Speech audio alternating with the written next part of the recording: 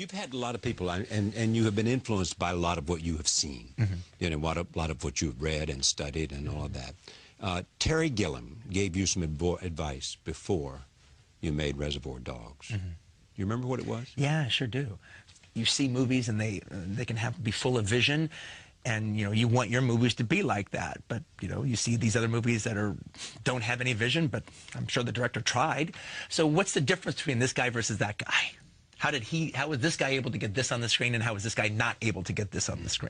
I'm sure if I talked to that guy, he'd tell all these, you know, I'm sure he wanted that. Who knows?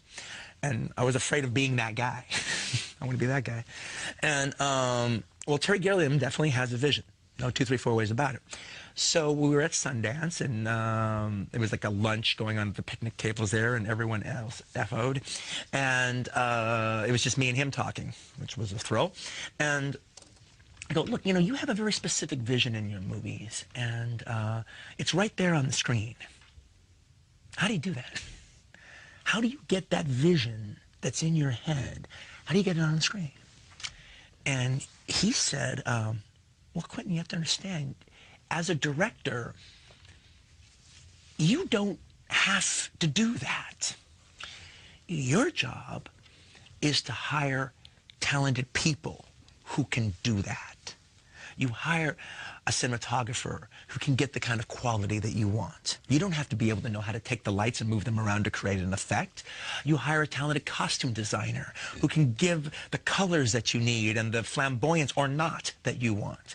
You hire a production designer who can do that. Your job is explaining your vision.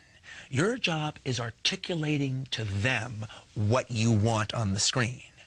And then all of a sudden, the whole mystical, shamanistic thing that I thought directing was just went boop.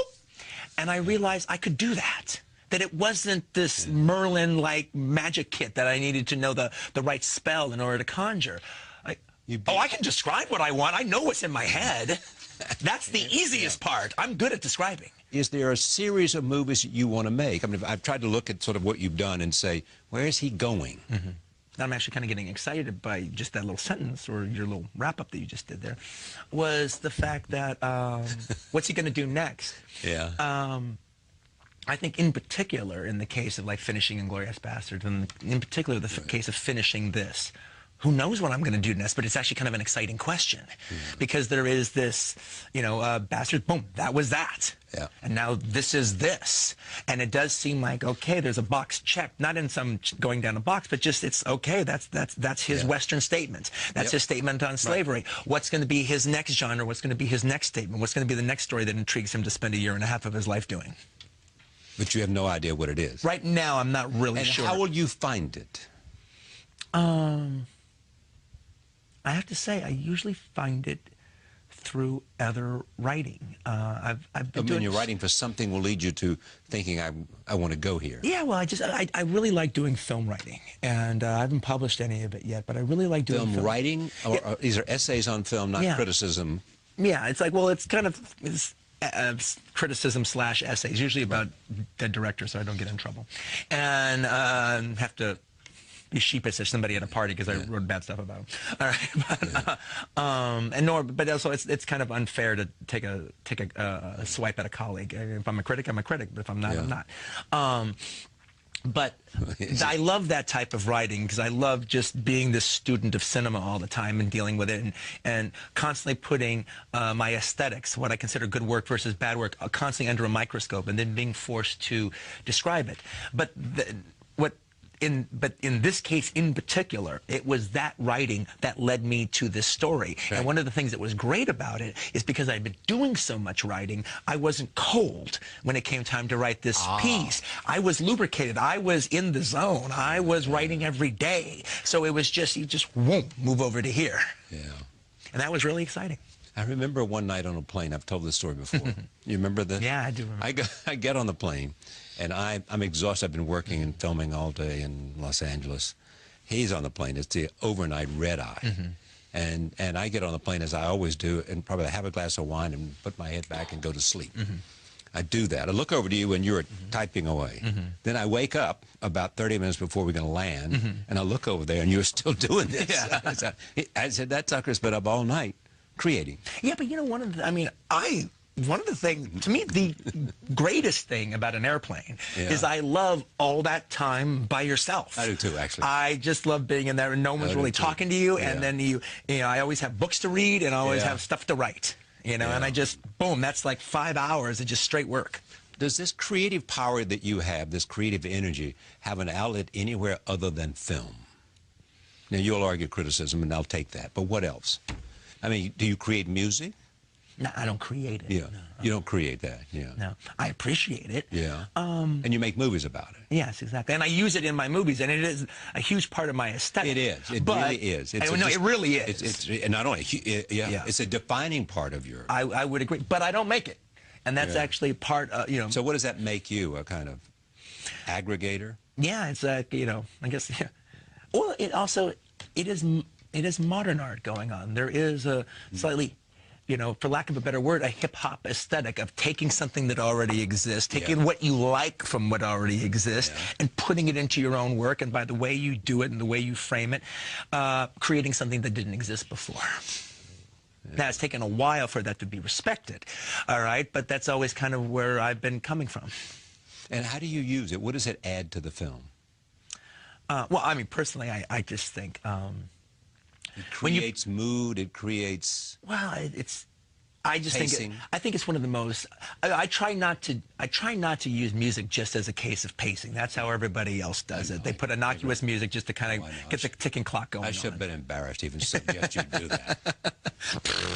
You know, but I think the reason that my music works so good is I don't just blanket it in there. When it is in there, it's there for a real purpose. But I actually think the right use of movie image and connected with the right music is usually the most cinematic moments in the history of cinema, especially now that we've gotten to the point where we can actually cut to music.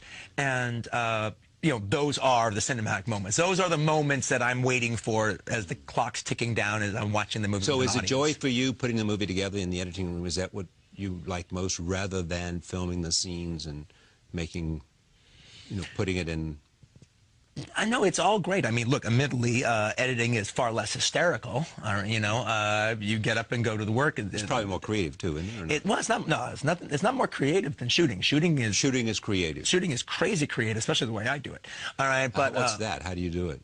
It makes it different. Well, I do it. You know, it seems like, you know, I hate to be the oldest guy on the block kind of talk, but I feel, as time has gone on, I feel like the oldest guy on the block. All right, because it just seems like every time I do a movie 2 years later or something, the industry has moved even further away from how I do it, and everyone does it completely different, or the rules on sets and everything are just very, very different from the way I remember them. And it just keeps going like that all the time, even further and further away. And, you know, but one of the things that I do, just amongst a zillion of them, but one of the things that's a big deal for me, one, I don't use a monitor when I'm making a movie, which seems like everybody has some little video village. There's no monitor there. No monitor. I mean, there might be a little hand monitor so I can keep track of something I'm holding in my hand, you know. But it's something like this, so I'm watching the scene and just take a glance if I want to. So it goes right to your mind's eye. Yeah, exactly. I'm just trying to check the framing or something. But the whole deal, though, is that's not how you do it. What you do is I didn't conjure all this up, so I would be in another room watching television as my actors are out there doing their scene. All right, I take the camera, I frame the damn shot, and I sit right next to the camera. Either I'm operating the camera, which I didn't do that much on this movie, but I did much more on Bastard. I thought you'd already made the point that what you discovered about being a great filmmaker is that you could hire these people to do all those things. Yeah, well, no. Yeah, so you could hire a great cinematographer and done. You know, cinematography. And I do have a great cinematographer, but sometimes I just like to have the fun. You hire yourself to write it, so you don't have to worry about the script. Yeah. Well, sometimes I like the fun of actually operating the camera. Sometimes it's kind of fun. Yeah. All right. Soderbergh used to do that too. Yeah, oh no, he does it all the time. That's his thing. But I like actually, you know, more. It's like the camera's here, the actors are right here, and I'm right here. I'm right next to the camera, and I'm watching the scene. I can actually even talk to the actors during the scene. I'm saying I do that all the time, but maybe I come up with a line. I throw the line at them, say that. Or maybe I'm their inner voice. Maybe I'm their conscience. As they're talking about, you know, if somebody says something, he looks at them, and I go, what does that mean? What the hell does that mean? Yeah. All right? Or he's lying. Don't let him get away with that. Or whatever. I'm not saying that I do that all the time, but if I feel like it, it just comes out and I do it. But also what's important to me, and this is something that has changed a lot as time has gone on, it's standard now on most movies and all television shows to, at the very least, have 2 cameras operating at all times. If not 3, if not 4, if not 5, if not 6. If not more. But at the very least 2. And in that scenario, it's like, okay, you have your main shot that you want. And then there's this other camera. And then you're sticking it somewhere, all right, where it's not seeing this one and it's not seeing any other equipment. But, you know, it's a sloppy angle, but it's just there to give you a little bit more footage in the editing room, and, you know, so you can just kind of get through your day a little bit easier. Obviously, but now you have to kind of split the lighting as opposed to just for your shot. I don't want that. I have 1 camera on the set, and the only shot we're shooting is the shot I'm framing. I frame the shot. And Bob Richardson lights the shot for that frame, and that's it. And I don't want sloppy-ass crap, all right, you know, in there that I can just cut to. If any composition you see in my movie was composed by me, and that's what we meant to do that minute of that day. Any composition I see in a movie of yours was composed by you. By you, yeah. And to compose it means what? Means to set the frame. Okay, just to set the frame. Yeah. That means to compose it. Yeah, place the camera. How close it is, where, you know. Exactly. Balance the frame with anything, make it right. Yeah. Some might suggest, and this is a question, if you could have been Leonardo DiCaprio and have his acting career, would you prefer that than the directing career of Quentin Tarantino? No way. You know that people don't believe you. Okay, well, look. They believe you really want to be an actor. I did a long time ago. Trust me, I've lost that bug. So much I can't even tell you. I can't even tell you how much I lost that bug. I had the bug. I got bit. Yeah. It's gone. It's gone. Now, you got bit after you made your first film, or before? Well, no, I always wanted to be an actor when I was earlier on and everything, but I got kind of, in particular, during the time that I went out with Mira, it actually kind of fanned that flame a little bit. She was this terrific actress and comes from an acting family. I had aspirations in that regard, so it all, like I said, it fanned the flame a little bit. And I got a little carried away with it for a bit. But after I did Kill Bill, all that went away. Because if I've been offered a lot of things in the last 10 years, and I always turned them down. But you do 2 cameos in this film. Yeah, I do one because it was just easy to do. The other one I did it basically because we kept moving the scene further back, and we kept losing actors because it was a scene that we're going to get around to. If I put myself in there and I have to cut it down to nothing, I have no problems with that. All right, if I have Sam Worthington waiting around for 6 months, I'm going to feel bad if I cut a scene down to nothing. All right, but I can cut me, no worries. But the thing about it, though, is movies are hard. And if I'm going to be on a set, I want it to be my set. I don't want to be making somebody's dumb movie as an actor. I don't want to have to learn the lines. I don't want to have to sit in the makeup chair. I don't want people faxing schedules to me. I don't care about your dumb movie. I care about my dumb movie. Yes.